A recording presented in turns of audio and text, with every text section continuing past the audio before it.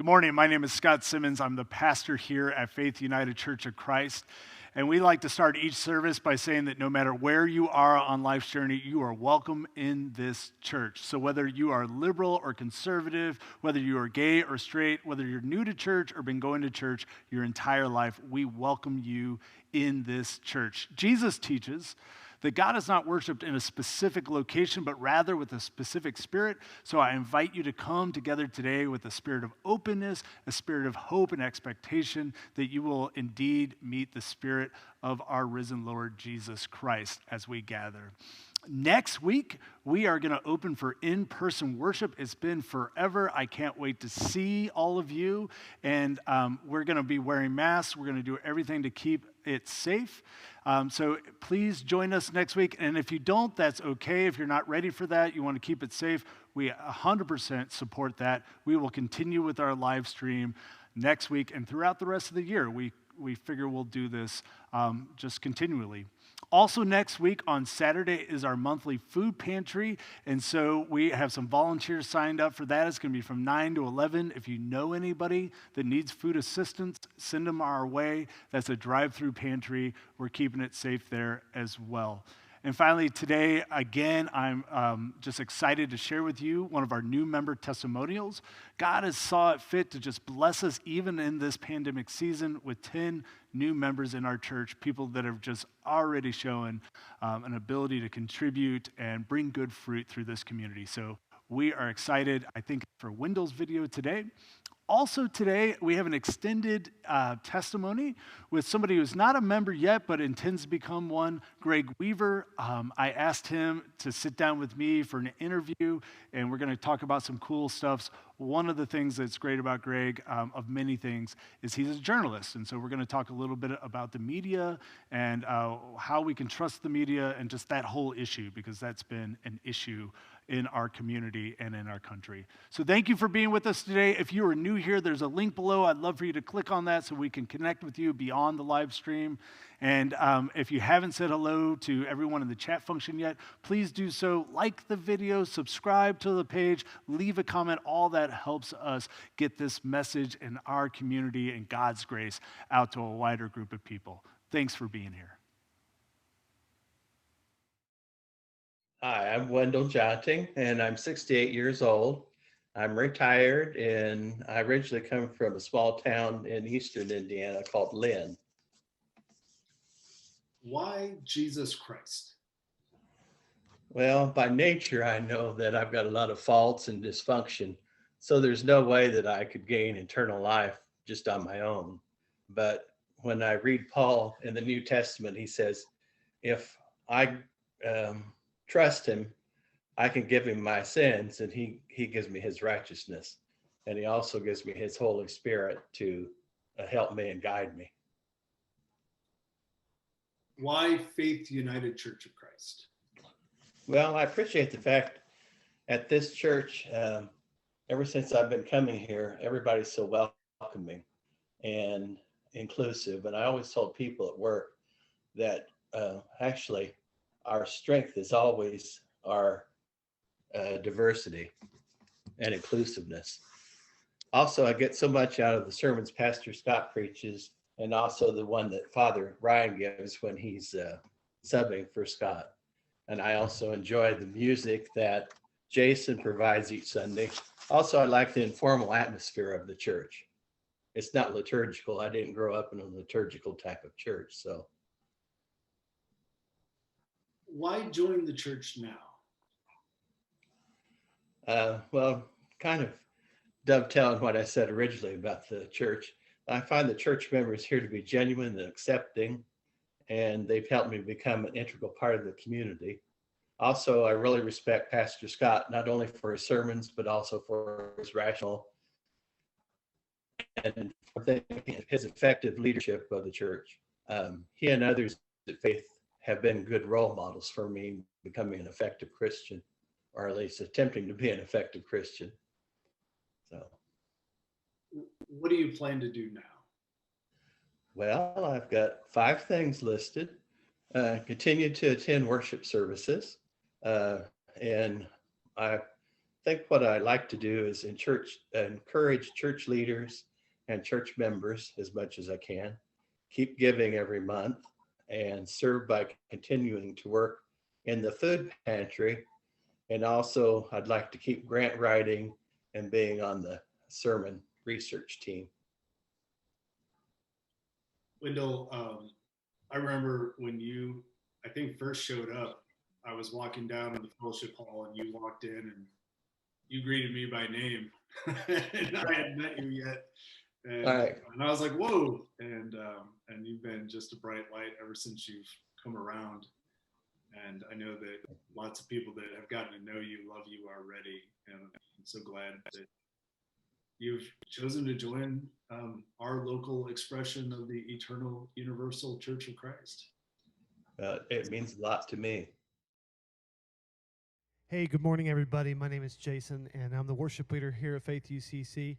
And we're just going to get started in worship this morning. And we're just honestly having a ton of fun in here with the live stream. And we miss all of you. And so we're going to sing the song together. It's called Great Are You, Lord.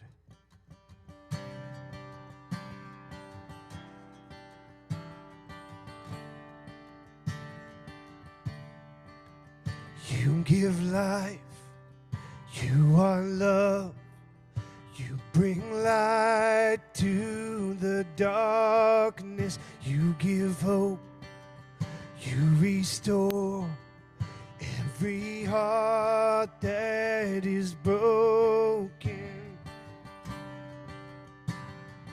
Great are you, Lord. It's your breath. It's your breath in our lungs, so we pour out our praise, we pour out our praise. It's your breath in our lungs, so we pour out our praise to you only.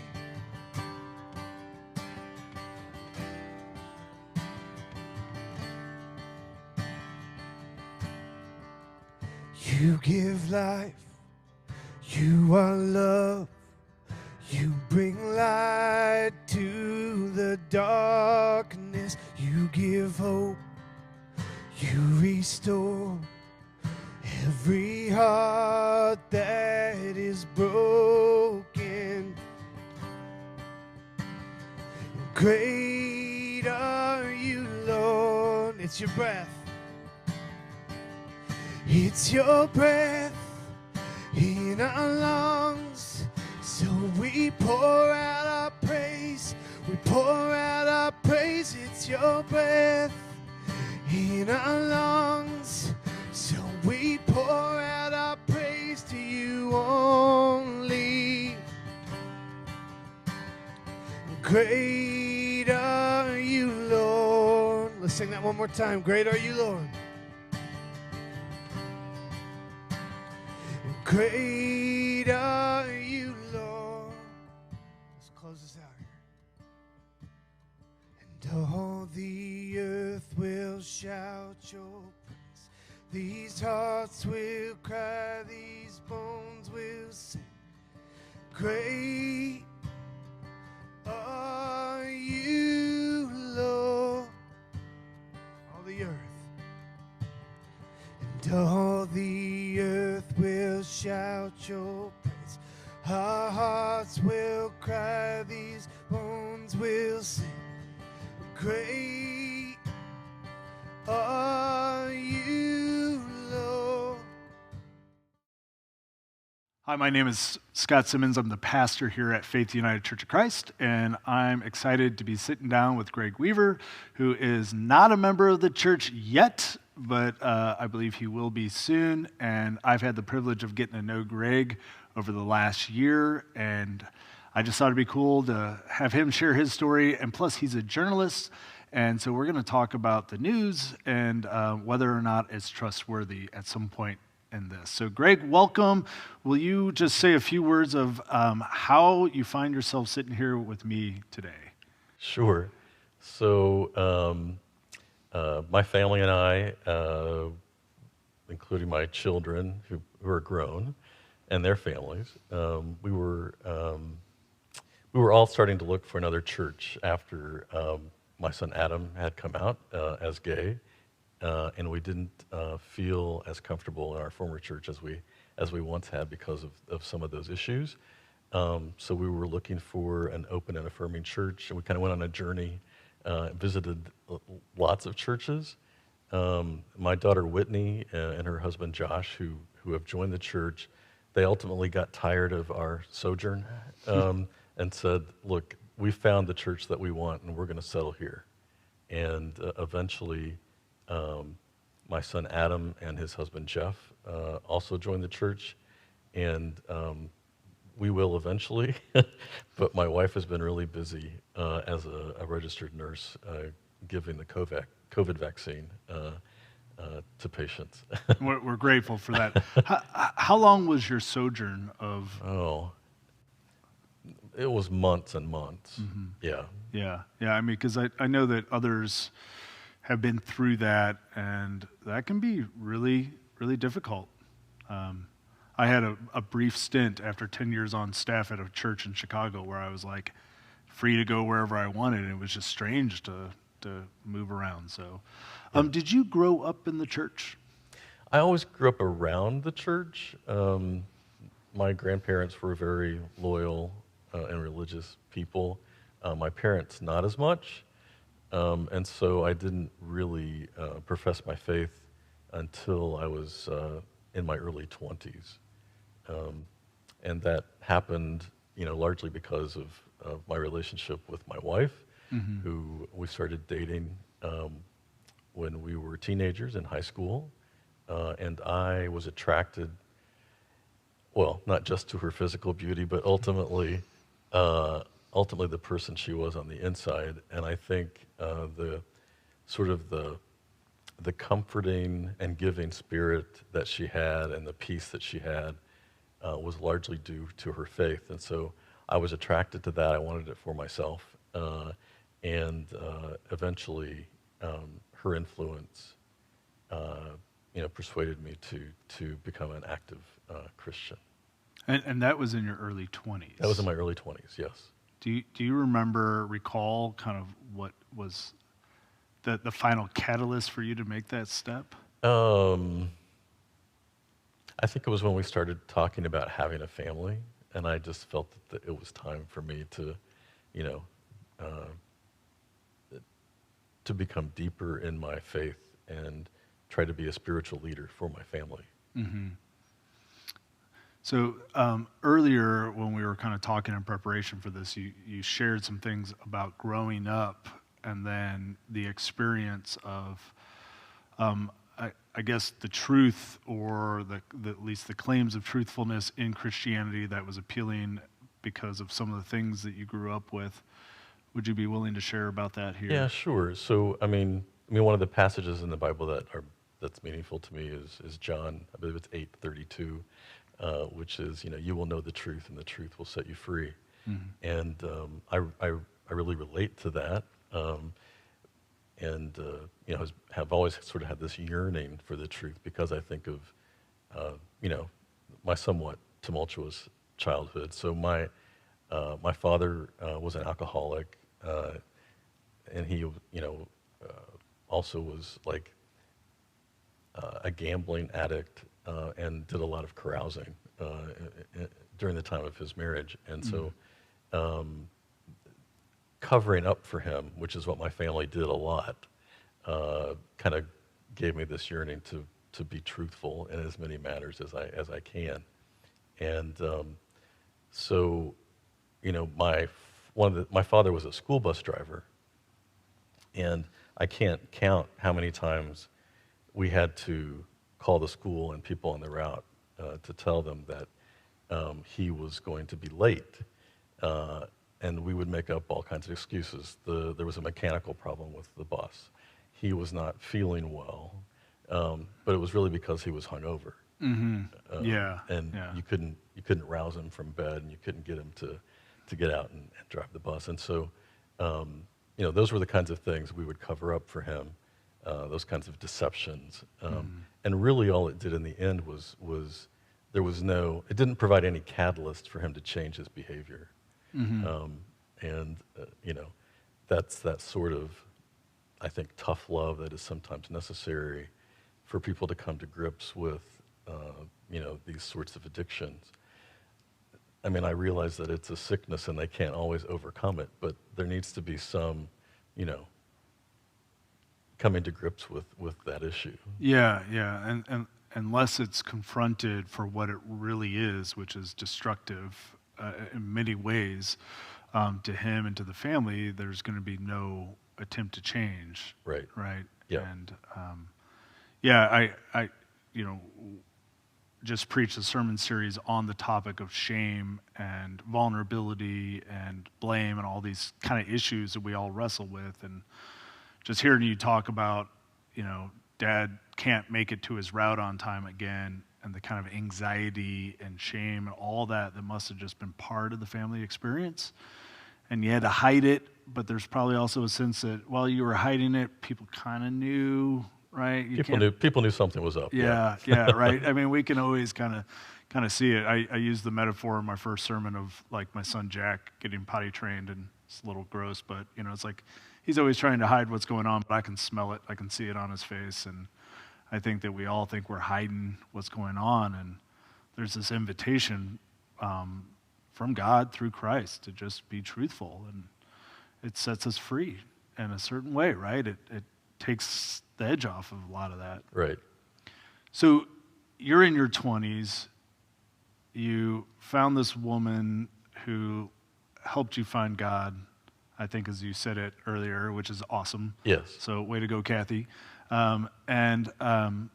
And then you're starting a family and you start this life of faith. Do you remember kind of early experiences being in the church in your early 20s, what that was like?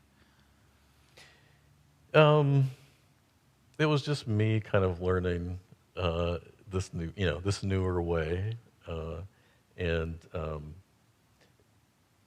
trying to set an example for my family, for my children, and then Kathy and I we were both involved in show choir in high school, and so we got very involved in church choir. And Wait, you doing sing? those kinds of things? Yeah.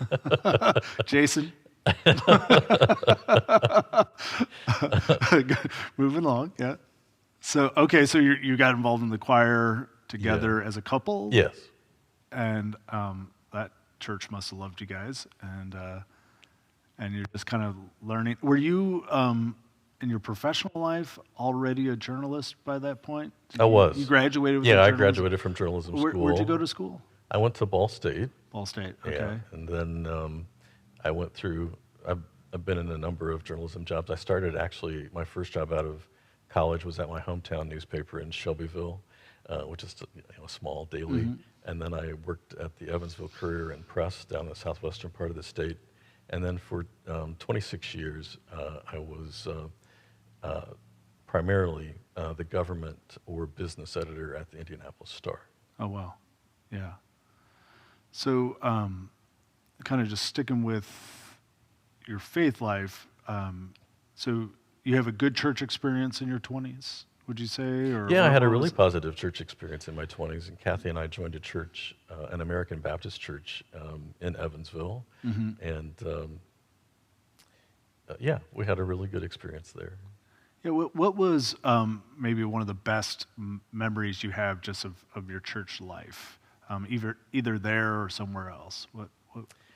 Well, later we would, Kathy and I would move back to central Indiana, where we're from, Shelby County, and return to her childhood church, Lewis Creek Baptist Church. And we were, again, very involved in the choir there. And then eventually, as Whitney would grow, Whitney and I formed a faith band with some other people in the congregation, and launched a newer style of service, a contemporary service at that church. Oh, wow. So we were really involved. I was actually, at that time, I would be we have a traditional service in the morning, and I would be in the traditional church choir, and then we would stay for Sunday school, and then we would have another service that was the contemporary service. And so I would be in church like all day practically. That's what I was just thinking, like, wow, that's commitment. That's great, though. So that was a really fruitful time. It was, yeah. And I really got close with the pastor at that time. Yeah, I felt like I really grew in my faith. I was on the church board and all of those sorts of things. Yeah, yeah. Was that the church you ultimately left from? No, so we left that church and went to another American Baptist church in Shelbyville, where Whitney and I were still involved in the praise band, and then ultimately that's the church we left. Yeah, so, yeah. During this time, you're also growing as a professional in your journalism, and you're covering government. Yeah, mostly government, politics, and some business. Yeah.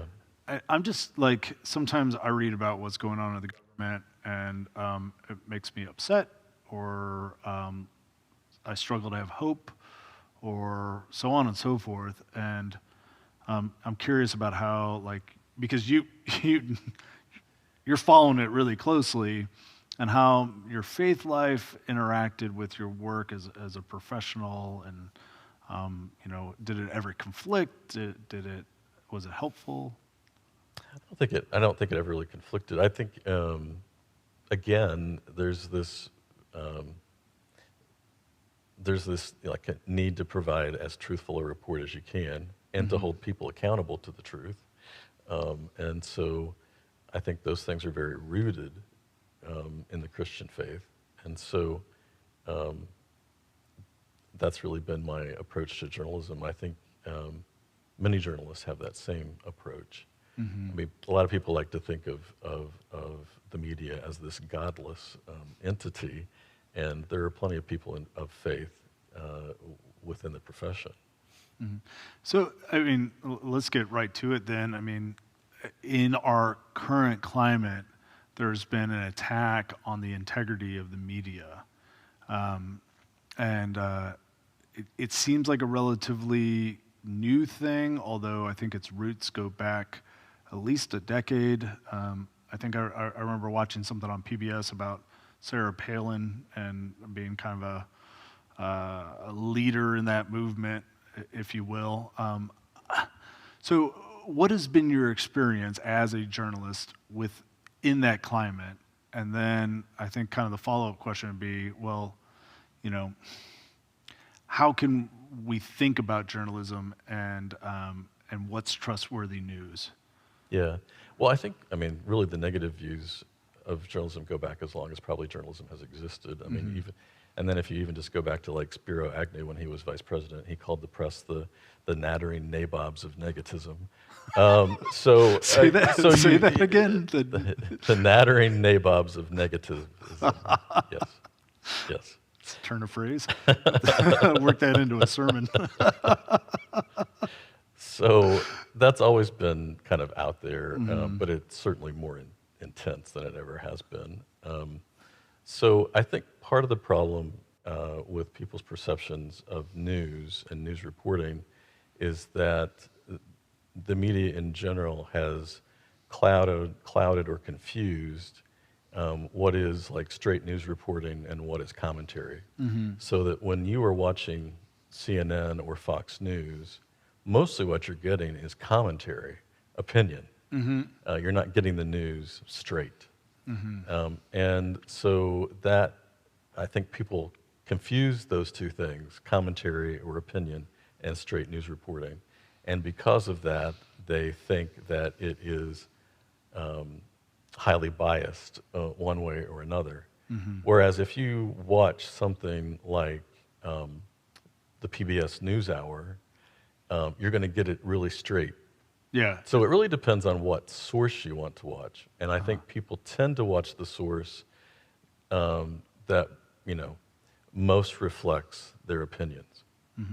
So PBS NewsHour, little like less entertaining to watch. Yes. Well, that's Right. that's the problem. People want to, people want to be entertained. Yeah. And so they will gravitate towards things that, where there's more conflict, more drama, than might really be there. So a way to judge whether or not what you're watching is truthful is if it's more boring, it's probably more to the facts. Well, not necessarily, but it certainly has. I think like something like the PBS NewsHour will show things in a straighter format. But I think they also will provide more layers to show the complexity of an issue. Yeah. Yeah. And instead of what just feels like sensationalism or blaming or attacking character. That's what I had a conversation with a friend, and I said, well, one of the things that immediately will turn me off from any news person is if they go into attacking the character of the person and they're talking about that person's motivations and all these things rather than just talking about what they said and what happened. And it's a clear sign to me that we've gone into that commentary and we've gone into something else that feels designed not to inform but to persuade. When in your career, did you ever report on something and get it wrong? Get it wrong? Everybody makes mistakes. So yeah, you would. There are things that you would make an error, and then you would have to write a correction. That's the other. Yeah. So how does that work? The other true sign of a legitimate news organization is that they will correct their mistakes and own up to them. And how does that work exactly? Like, so if I get a fact wrong and someone calls and says, you got this wrong, and we can verify that we got it wrong, we will write a correction that appears in the newspaper the next day. And then, of course, these days, also the correction would appear at the top of any news story that is on the website of that news organization. What's a major news organization that you think does this well? Well, most any legitimate newspaper will do this. Okay. I've seen CNN and Fox News. I've seen them all do this on their straight news stories. Mm-hmm. Yeah. Mm-hmm. You don't see it with the people doing commentary so much. No. Right. Well, because it's their opinion and they can say whatever they want, and it doesn't make it wrong. It doesn't make it right either, but it yeah. Do you think that we will move past this era of fake news? Well, so I think there are one of two directions things could go. We could go back to, the 1800s when media was purely and strictly partisan. You would have a Republican newspaper and you would have a Democrat newspaper in the same community. So you almost have that now with CNN and Fox News, right? So, Yeah. So we're either going to end up going in that direction, or the pendulum is going to swing back the other way, and we're going to be able to go back to the days where you can, you can trust a news source. I think that's really the key, is finding a source that you trust. Mm-hmm. Who do you trust? Well, I like PBS NewsHour. I don't know if you've ever seen the kind of this spectrum that's been laid out by the Poynter Institute that shows where news organizations stand in terms of their political leanings. It's like a arch it's an art. graft? Yeah, I think I've seen that. Yeah. So if you look that up online on Poynter.org, Poynter.org, Okay. You can find that, and it's a pretty accurate reflection of where news organizations stand. So, for instance, I think the Associated Press is very down the middle. PBS NewsHour is very down the middle. And then when you start to go out just a little bit further, so on the right, you would have just a little bit to the right, the Wall Street Journal, and a little bit to the left, you would have the New York Times. Yeah. And then you can keep going out from there. Yeah, I think that's really helpful because it's kind of hard to know, and I've been even in some conversations with some friends that see things differently politically, and then I cite a news story and they immediately shut down because it was the New York Times or what have you. And so it's like there's this breakdown of an ability to have a dialogue about what is true and going on. And it's been really difficult. I mean, I think that's the era that we're living in. So you're back in journalism. Yeah, I start my new journalism job on Monday this coming week. So you got a new gig in journalism. You got a new church. Yes. Hey, what are you hoping for in this next season of life here?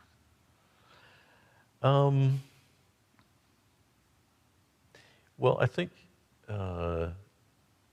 in both my life and my profession, I think I really have a yearning for transparency and to be true to who I am and my beliefs, and be in a place where my family can do the same. And I think that's why we landed here.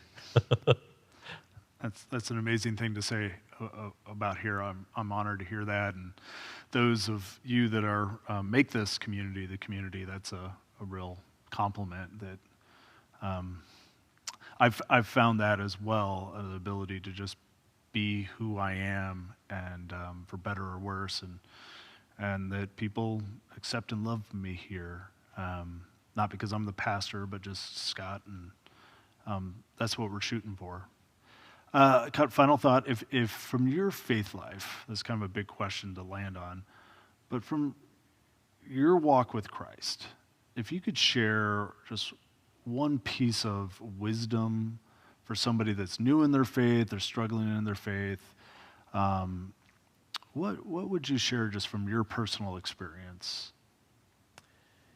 Well, I think, I guess the most moving spiritual experience that I've had in my life, and it's something that, just gave me great comfort and peace, and I think that's what we all strive for. But it's taking whatever burdens you're bearing and giving them to God and letting Him take care of them. And I think that's the biggest lesson I've learned in my faith. And one example is, and I think I've shared this with you before, but my daughter Whitney, who's now in her 30s, when she was born, she had a really prominent red birthmark that ran down her forehead, on her nose, on her lips, across her eyebrows. It was it was deep, deep red. And the doctor was very concerned about it and told us that he thought that she was going to end up having this syndrome that would affect her mental capacity, that this was a sign of that. Yeah. And, it was very upsetting to Kathy and I. And I didn't want to try to pray it away because I thought that was asking too much. So I asked for the strength to deal with whatever was coming. And when I did that, I just got this overwhelming kind of wave of warmth and comfort. And I think that's what you get when you give your burdens to God. Yeah, that's we have talked about that, and I mean, gosh, that feeling of helplessness in light of a child that just came into the world that's yours to care for, and all the fear that comes with that, and then having that moment and being able to execute on the skill of what we would call faith here, do what you can do, which is not really much other than just trust God to do what only God can do. And it makes a difference. And it can make a difference, I think, in all of our lives. Yeah. So gratefully, Whitney turned out more than okay. Yeah.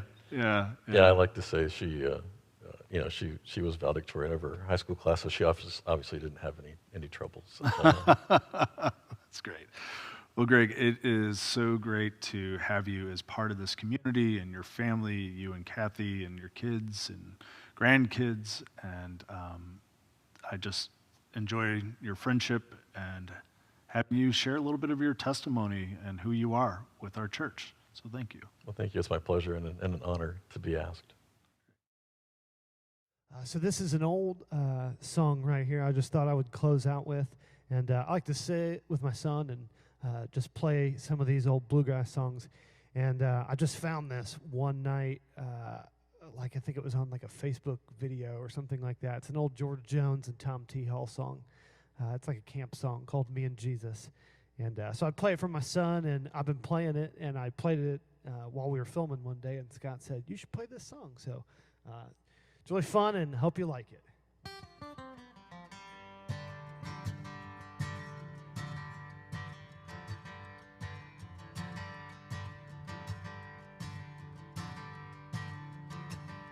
Well, me and Jesus got our own thing going. Me and Jesus got it all worked out. Me and Jesus got our own thing going. We don't need nobody to tell us what it's all about. I know a man once was a sinner. I knew a man once was a drunk. I knew a man once was a loser. But he went out one day and made an altar out of a stump. 'Cause me and Jesus got our own thing going. Me and Jesus got it all worked out. Me and Jesus got our own thing going. We don't need nobody to tell us what it's all about. Now come on. Jesus brought me through all my troubles. Jesus brought me through all my trials. Jesus brought me through all my heartaches. And I know Jesus, he ain't gonna forsake me now. Sing it at home if you want. Me and Jesus got our own thing going. Me and Jesus got it all worked out. Me and Jesus got our own thing going. We don't need nobody to tell us what it's all about.